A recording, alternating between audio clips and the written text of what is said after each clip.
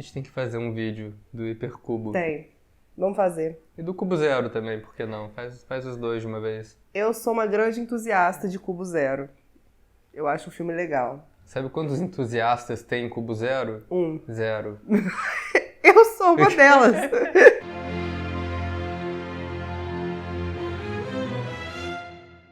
Olá pessoal, bem-vindos à Trecheira Violenta. Eu sou o Osvaldo, essa é a Karina. E o filme da vez é O Cubo Japonês, de 2021. O filme foi dirigido por Yasuhiko Shimizu e estrela Masaki Okada, que também tá no filme Drive My Car, indicado ao Oscar esse ano, Takumi Saito, que fez Os 13 Assassinos do Takashi Miike, e Annie Watanabe, filha do ator veterano Ken Watanabe. E também mais 3 pessoas que eu não achei nada esperto pra falar sobre. O Cubo Japonês, que é como a gente chama esse filme, é, obviamente, um remake japonês do Cubo de 1997. O Cubo original é um filme canadense dirigido pelo Vincenzo Natali. A gente já falou sobre ele aqui no canal, mas para relembrar rapidinho, o Cubo é um filme que um grupo de estranhos acorda numa sala esquisita em formato de cubo. O lugar é um labirinto cheio de salas iguais e várias armadilhas. E o filme original não é muito sobre o que é o cubo ou como eles chegaram lá. É mais sobre tentar escapar e como aquelas pessoas vão lidar com aquela situação e sobrevivendo àquela situação limite. É um filme que a gente já falou muito bem aqui no canal, a gente colocou ele até como o melhor filme Five Strangers já feito no nosso ranking. Então quando saiu a notícia de que ia ter um remake japonês, a gente achou legal, porque o cinema japonês é distinto e peculiar. Pra não dizer agressivo.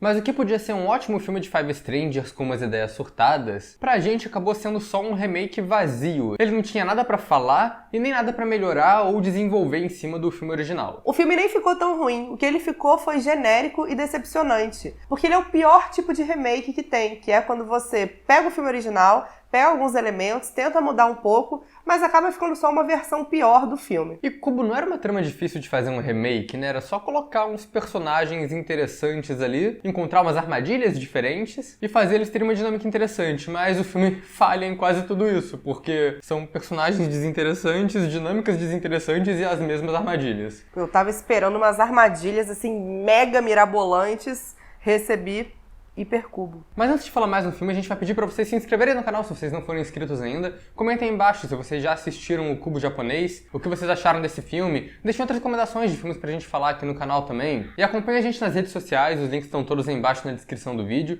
Se você gosta do nosso trabalho aqui na Trecheira Violenta, então seja membro, apoie o canal. E quando você é membro, você ganha acesso a votações para vídeos que a gente faz aqui no canal e também a conteúdo exclusivo que a gente libera para os membros. Então é isso, vamos à trama. O Cubo Japonês é sobre um grupo de estranhos que acorda nesse labirinto de cubos e toda sala dá para outras 6 salas iguais. Algumas têm armadilhas e outras não. Esse grupo de pessoas, então, tenta achar uma saída ao mesmo tempo em que vão acontecendo alguns conflitos entre eles. Os personagens, então, têm que descobrir como escapar do cubo, sobreviver às armadilhas e sobreviver uns aos outros. Falando por alto assim, a história parece exatamente igual à do cubo original. O que muda é que nessa história parece que eles têm uma pegada mais de ficção científica. O cubo tem um design mais limpo do que o original, muito mais iluminado, e tem uma aparência mais moderna e mais tecnológica, o que acaba refletindo nas próprias armadilhas, que tem uns efeitos visuais que são bem ruinzinhos, assim, se a gente for parar pra ver, né? O filme original também tinha uns efeitos digitais meio zoados, mas ele era de 97. E ele compensa essas armadilhas de efeito visual zoado com umas cenas de morte, que era um efeito prático grotesco, muito bom. Aqui não tem nenhum nem outro.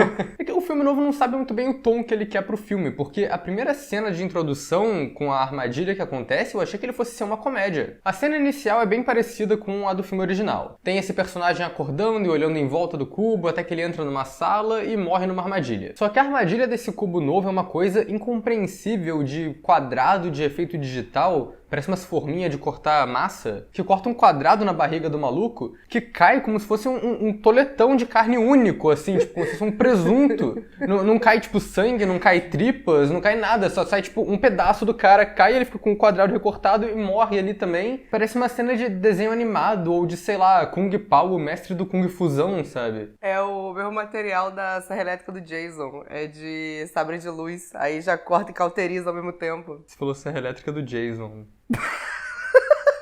Mais uma coisa legal dessa cena é que esse personagem que morre no começo é encontrado depois pelo grupo de protagonistas. O que não acontece no filme original, porque no filme original ele simplesmente é picotado ali e foi com Deus, nunca mais é visto, nunca mais é falado. E o filme até que tem muita sala com armadilha. O problema é que ele não tem morte para essas salas. Tem a sala com os ventiladores de teto que vão descendo, tem a sala que tem aquele raio laser esquisito, a sala que tem uns espetos voando. Essa sala de ventilador de teto, inclusive, o protagonista Cabelinho, ele dá uma travada ali quando o ventilador de teto tá descendo, e eu falei, caraca, ia ser irado se o filme matasse ele agora e o protagonista fosse o cara da bota. E, tipo, fazer a inversão de papel do primeiro filme, mas ele não faz isso. É tudo muito esquisito, porque essas armadilhas são meio irregulares. Tem umas que só são ativadas depois de muito tempo que eles estão dentro da sala. Tem outras que são só tecnologia incompreensível, uma coisa meio alien, sei lá. O que é doido porque o filme original tinha um pouco da tecnologia alien nele, principalmente na sala que é ativada por som. Mas isso não incomoda tanto. Era uma coisa que acontecia numa sala ou outra só. Nesse filme, a tecnologia Alien, ela é muito exagerada e ela é muito explícita. Tem um momento ali que é spoiler, a gente vai falar na spoiler zone, que o filme deixa óbvio que tem alguma coisa meio esquisita nesse cubo. Que ele não foi criado por humanos, no fim das contas. E, aliás, o filme novo também tem a cena da sala ativada por som. Só que nesse caso foi o único que eles deixaram a armadilha mais crível do que ela era no filme original. Que no filme original era um monte de espeto saindo da parede em todo lado. Nesse é uma fileira de lâmina ativada pelo som e varre a sala, o que é, acho que, mais crível, talvez. E o que acontece é que essas armadilhas fazem o filme ficar muito mais parecido com o hipercubo, que é a continuação horrorosa, do que com o cubo mesmo. Mas na real é que ele realmente tem vários elementos que lembram o hipercubo. A fotografia, por exemplo, porque o hipercubo se passa nesse lugar todo limpo e branco, enquanto o primeiro filme se passa nesse cenário sombrio e sujo. E o filme novo, apesar de ter as salas coloridas iguais ao filme original, o visual é todo tão limpo que acaba parecendo mais o segundo filme. O que eu achei meio esquisito nesse filme é que a cor das salas tá sempre mudando, e às vezes parece que ela tá mudando pra acompanhar o humor dos personagens na cena. Tem mais de uma cena que o personagem tal fica irritado e a cor da sala fica vermelha. A gente fez a piada assistindo de que tinha um operador de luz lá, um diretor de fotografia que tava muito entediado e ficava trocando a cor o tempo todo. E o cara tá pistola, hein? Vou deixar vermelhão aqui. Ele tá mexendo na lâmpada gamer dele. E eu diria até que esse filme deixa implícito que o cubo tá ligado às emoções dos personagens. Em questão de direção, eu acho que o filme até que é bem filmado. Ele aproveita bastante esse cenário do cubo, que ele já começa com uma cena da câmera passando pela portinha e indo de uma sala para outra. Então isso eu acho que eles aproveitaram bem esse espaço. Mas de vez em quando tem uns momentos bem bregas e esquisitos também. Quando a personagem da Anne Watanabe chega, parece uma cena de Bollywood, porque dá um close em cada personagem e na reação deles quando ela entra na sala, com uma trilha sonora dramática cafona tocando ao fundo, e aí depois ela olha pra câmera e quebra a quarta parede, que não tem o menor sentido, a menor necessidade, é só bizarro. Mas eu gosto de uns momentos que eles fazem uma coisa meio vergonha alheia, que os personagens, eles se conhecem, eles não sabem muito bem o que falar um pro outro, e o filme deixa um plano longo e estático lá dos personagens só se encarando sem saber o que falar. Que é você em qualquer situação de sociabilidade na vida. Sim. Eu acho incrível a galera encontrar uma galera estranha ali e ficar sem assunto rápido, né? Porque não tem que falar, pô, maneiro esse cubo, né? Isso é o extremo oposto lá do cubo original, que a galera fala bastante o filme todo, então isso foi uma coisa que eu achei meio divertida até. Pra continuar, a gente tem que falar agora dos personagens e da trama do filme. Pra isso, a gente vai entrar na spoiler zone. Então vamos lá. You've just crossed over into the spoiler zone.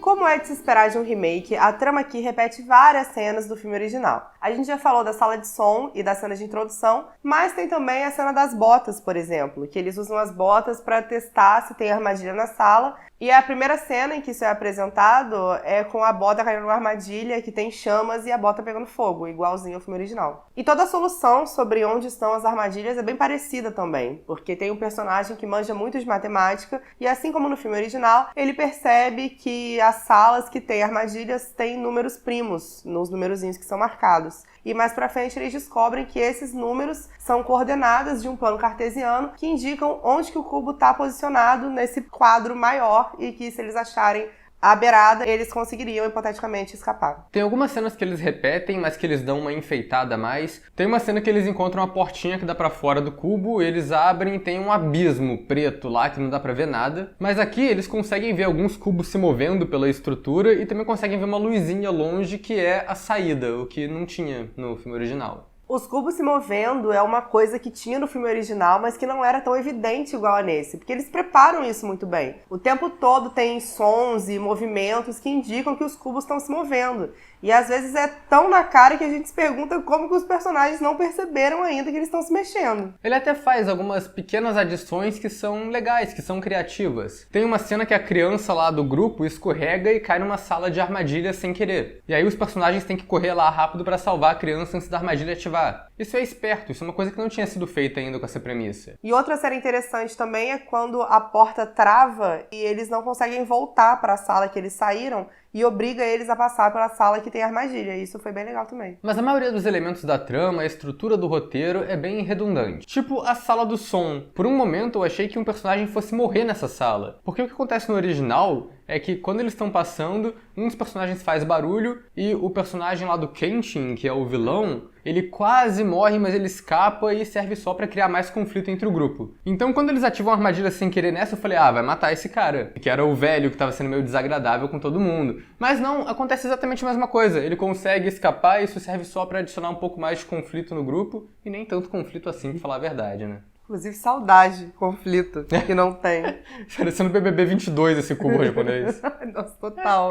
E é justamente esse que acaba sendo o maior problema desse filme. É que falta conflito entre os personagens. O cubo original, ele é muito carregado pela relação entre as pessoas. Então, logo no começo, você já conseguia entender quem são aquelas pessoas. E aí, no remake, tem 6 personagens, sendo que 2 deles, a mulher e a criança, não fazem nada o filme inteiro. Eles mal têm fala e só estão ali, chegaram no rolê e foram ficando. A criança ainda tem uma cena relevante ou outra, porque ela odeia adultos e não gosta de falar com ninguém, só fica sozinho no canto. O que mais ou menos parece com a menina cega do Hipercubo, que também tem essa dinâmica dela não interagir muito com a galera, não. Esse filme era um remake do Cubo e do Hipercubo ao mesmo tempo, a gente não percebeu. A gente que é burro. E o pior é que esse menino, essa criança meio irritante, é a única pessoa que consegue escapar do cubo numa cena que parece bastante com o filme original. Que ele simplesmente sai numa sala esquisita, toda branca, só que nesse caso com muito mais computação gráfica do que o filme original. Acho que você quis dizer uma sala esquisita toda verde, né? Ele entrou na sala do chroma key. Exatamente. Eu acho que a mina consegue ainda ser mais inútil, porque ela não faz nada o filme todo. De vez em quando ela tem alguma fala óbvia, mas no geral ela não tem nem personalidade, ela nem se dá o trabalho de tentar argumentar alguma coisa durante as discussões dos personagens. Ela só tá no fundo. E o filme meio que tenta justificar isso, porque no final tem uma reviravolta de que ela é um dos aliens ou alguma coisa que construiu o cubo. A mulher aparece no final com um brilho esquisito no olho, entrando no cubo de novo e indo encontrar outros personagens. Quando ela encontra esses novos personagens, ela pergunta: o que são vocês? Como se ela estivesse tentando entender ali o que é essa gente. Só que o filme nunca explica também muito qual é a dela, ele só joga um monte de elemento ali que parece tipo, vamos colocar qualquer coisa aqui pra terminar o filme, fazer uma reviravolta e é isso. Eu acho que essa mulher ainda pode ser, sei lá, uma representação física do cubo ali dentro, por que não? É o tipo de filme que eu acho que ele é frustrante, porque se ele vai se propor explicar o que é o cubo, colocar toda essa mística da personagem que tá por trás das coisas, pelo menos explica direito. Já que vai fazer, faz, né? Não faz pela metade. Ou poderia funcionar pelo menos se a personagem tivesse algum drama ali, se ela fosse uma personagem que tivesse uma história comovente, se a gente se importasse com ela, e aí a gente ia ficar triste e chocado no final que ela era uma traidora. Ou se pelo menos tivesse alguma coisa, tipo, um personagem se sacrificou pra ela conseguir sair do cubo, e no final você descobre que ela era o cubo o tempo todo e o sacrifício dele foi em vão. Tá aí, isso é uma trama. Sabe onde acontece alguma coisa parecida? Em Cubo Zero. Não. Mas aí no final não tem nada de drama. Ela é só uma figurante que tava ali sendo carregada o filme todo e no final ela virou e falou, eu era um vilão. A parada desse filme é que ele é todo desprovido de tensão. Acho que essa é a maior diferença dele pro original, é a atmosfera. Porque no primeiro Cubo, eles te mostram não apenas uma, mas 2 vezes o quanto aquele lugar é perigoso. Primeiro logo na cena de introdução, que o cara é picotado, e depois na cena que o René, que é o especialista, o fodelão, sair já de 1000 prisões, morre igual um pedaço de nada por uma armadilha xixelenta. O filme acaba que não tem mais ninguém morrendo nas armadilhas, mas só essas 2 cenas já são o suficiente pra dar o tom do que é aquele lugar. Já no remake, eles praticamente não têm problema com a armadilha. Eles descobrem aquele lance do número primo logo no começo e acaba funcionando até o final da trama. Eles vão levando isso daí numa boa. O único que morre pra armadilha nesse filme é o Ide-san, que é o equivalente ao René do cubo japonês, mas não é por descuido, é porque a criança cai sem querer na sala com a armadilha e eles vão salvar a criança. Então não tem a surpresa. Mas tadinho, é o máximo de uma cena emocionante que esse filme consegue trazer. Mas isso também é porque os personagens, eles agem como se nada fosse urgente também. No filme original, quando você vê o René falando o lance da bota, de usar a bota pra ativar sensor de armadilha, você vê que todos os personagens tiram a bota e passam a fazer isso. Todo mundo andando com a bota no pescoço, na mão. Eles têm várias salas pra testar, então eles estão sempre jogando ali e tal. E tem muita armadilha no filme que a gente não vê, então tem momentos que eles se perguntam quantas botas a gente tem ainda pra testar, daqui a pouco a gente não vai ter mais. Nesse filme, quando o ID fala da parada da bota, o protagonista cabelinho tira a bota dele pra testar também, e só os dois que fazem qualquer coisa, o resto da galera fica lá parada, sentada, esperando, sem tipo, tá pouco se fudendo. Eles continuam com o figurino intacto o filme todo ali, tipo, de boa, eles estão na Disney. Tal qual BBB 22, mais uma vez. E acaba que o melhor personagem é o Ide-san mesmo, porque ele é o único que parece que tá de fato preocupado com aquela situação que tá acontecendo ali. E a apresentação dele é legal, porque começa com ele jogando a bota e encontrando a galera, e você vê que ele tá todo machucado, então você vê que ele já tá ali há um tempo, já passou por algumas armadilhas. E ele é o personagem que ele tá sempre se movendo. Ele nunca fica parado, esperando o que vai acontecer com ele. E aí ele acaba liderando aquele grupo de encostado do começo, que não faz nada. E quando ele morre, o filme com certeza fica mais sem graça. O personagem que causa mais conflito é o senhorzinho mala que eles encontram ali no meio do caminho. Ele tem uma boa caracterização, eu acho, porque só pelo comportamento dele, você consegue sacar o que ele é. Que ele é um desses executivos babaca, egoísta, que ele trata todo mundo como se ele fosse o superior da galera. Eu acho que foi um bom uso do estereótipo do personagem ali, porque eles nunca falam explicitamente qual é a profissão de cada um, você só pega pelo comportamento. Quer dizer, eles falam no final, quando aparece uma cartelinha de cada personagem falando idade e profissão. Mas até aí, né, o filme já acabou, você não se importa mais. E o filme prepara esse velho como o equivalente do Quentin, que é o cara que vai surtar e atacar todo mundo igual no filme original. A reviravolta que acontece é que, na verdade, quem é o psicopata que começa a matar gente não é o velho, e sim o outro cara mais jovem, que é tão relevante que a gente nem mencionou ele no vídeo até agora. E essa é a cena que tem mais conflito entre os personagens, e ela é nada menos que constrangedora. O filme parece que tentou fazer uma crítica social foda ali do conflito de gerações, mas é tão raso e é tão desinteressante que parece que foi escrito por uma criança. O velho vira e fala: eu odeio jovem, vocês são todos idealistas, culpam o mundo por tudo. E aí o jovem fala: eu odeio velho, vocês são gananciosos, estragaram o mundo. E aí o jovem mata o velho e acaba a cena. O contexto foi tenebroso, mas a morte em si, dele socando a cara do maluco com a porta do cubo, eu achei uma morte maneira. E o personagem do psicopatinha é péssimo também, porque ele não tem muita evolução ou desenvolvimento. Ele começa, tipo, como um cara qualquer que só tá lá, e aí quando ele começa a ter um destaque nele, você começa a perceber que ele é meio torto já logo de cara. E a gente vai de novo comparar com o original, né, porque é um remake. Mas o Quentin no original, ele começa como o herói, o líder do grupo, mas ele vai lentamente virando o vilão. O psicopatinha, ele nunca é nada, porque no começo ele é só outro peso morto, né? Na metade do filme começam a aparecer uns indícios que ele tá ficando doido, principalmente porque ele começa com uma coceira obsessiva no dedo, que é basicamente o traço de personalidade que ele tem, né? Mas aí, quando ele vira o vilão, ele é facilmente descoberto e facilmente derrotado. E apesar de ter alguns diálogos que implicam que ele já matou gente antes, ele não consegue matar ninguém. Ele mata só o velho e acabou. Quem sobrou foi o protagonista cabelinho, que ele é um engenheiro, mas a gente só descobre isso nos créditos do filme. Mas dá pra sacar que ele trabalha com alguma coisa da área, porque ele tá sempre fazendo os cálculos de matemática. Tem a cena que ele chega lá na janelinha, e aí, pela distância que demora pra bota cair, ele consegue calcular a altura que eles estão. Então ele tem umas habilidades relevantes pra trama, ele é um bom personagem nesse sentido. Mas aí o filme tentou colocar pra ele uma história emocional ali dos flashbacks que ele vê do irmão que se matou. Isso acaba sendo relevante pro filme de alguma maneira, porque essa relação que ele tem com o menino que tá no cubo, fica bem claro que ele tá colocando o irmão dele ali, por isso que ele quer salvar a criança. Tem até uma cena que a criança sabe disso e se joga num buraco pro protagonista salvar ele e acordar pra vida, alguma coisa assim. Mas o mais bizarro do filme, que quebra completamente o conceito do cubo, é quando eles entram numa sala que é simplesmente um cineminha sobre a vida do protagonista. E aí abre um telão ali numa das paredes e fica passando as memórias dele, porque aparentemente o cubo tá conectado com a mente dos participantes. Não sei, não entendi o filme. Mas foi por isso que eu falei antes que faz sentido a cor do cubo mudar de acordo com o humor dos personagens, Porque por causa desse lance da sessão cineminha que rola lá, fica bem implícito que o Kubo também lê a mente dos personagens e usa isso contra eles. E isso seria muito bom se o filme aproveitasse isso, sabe? Já que eles vão transformar o Kubo em outra coisa, vai e faz o Kubo que, sei lá, lê os medos dos personagens e coloca armadilhas diferentes pra cada um, faz alguma coisa mais única, né? Mas não, o filme só mete do nada a sessão cineminha, umas paradas meio conceituam ali no meio e volta depois a repetir a trama do filme original. No fim das contas, o filme novo do Kubo é um monte de luz neon, uma ficção científica incompreensível, uma crítica social foda e, no geral, ele não é um filme que foi horrível, ele é só meio genérico e não teve nada de muito marcante. Como um filme de terror foi ruim. Como um filme do Kubo, foi ruim também. Mas ele daria um ótimo filme daqueles Black Mirror com desconto da Netflix. Qual categoria a gente coloca no final? Eu nem sei. Eu ia colocar mediano, mas eu não mediano. sei. Acho que mediano tá bom, apesar da gente ter cagado na cabeça do filme o vídeo inteiro. Mediano. É porque eu acho que sonífero é muito pesado. É. A gente dormiu? Dormiu. Mas não acho que seja sonífero. Acho que é um mediano. Tô mediano.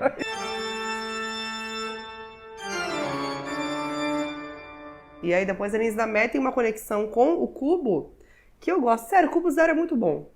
Só não vê quem não quer. É por isso que ninguém vê, porque ninguém quer ver.